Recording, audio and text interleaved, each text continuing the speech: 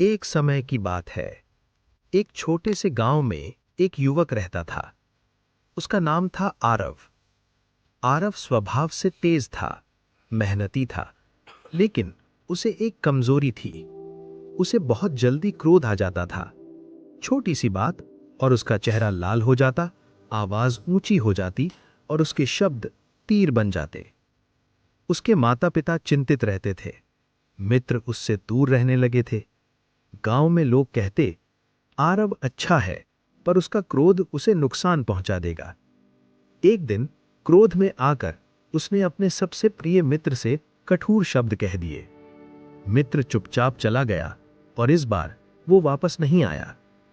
उस रात आरव को नींद नहीं आई। उसे पहली बार महसूस हुआ कि उसका क्रोध दूसरों से ज्यादा उसे ही जला रहा है। अगली सुबह वो वन की ओर चला गया, जहां गौतम बुद्ध ध्यान में बैठे थे। आरव ने विनम्र स्वर में कहा, भगवन, मुझे अपने क्रोध से मुक्ति चाहिए।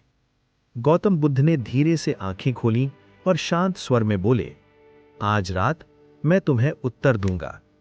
रात हुई, चारों ओर अंधेरा छा गया। गौतम बुद्ध ने एक मशाल जलाई और उसे आरव के हाथ में दे दी।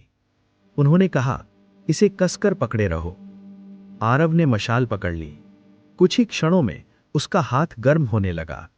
आग की तपिश त्वचा को जलाने लगी। आरव बोला, भगवन, ये बहुत जल रही है। गौतम बुद्ध शांत रहे। उन्होंने कहा, इसे और कसकर पकड़ो। अब दर्द बढ़ चुका था। आंखों में पानी आ गया। आरव बोला, मैं इसे छोड़ना चाहता हूं। गौतम बुद्ध ने शांत स्वर में कहा, तो छोड़ दो। आरव ने तुरंत मशाल जमीन पर गिरा दी। उसका हाथ कांप रहा था, लेकिन आग अब उसे नहीं जला रही थी। गौतम बुद्ध बोले, क्रोध भी इसी मशाल की तरह है। जब तुम इसे पकड़े रखते हो, तुम सोचते हो कि तुम किसी और को जलाओगे, लेकिन सबसे पहले और सबसे अधिक वो तुम्हें ही जलाता है। आरव स्तब्ध रह गया।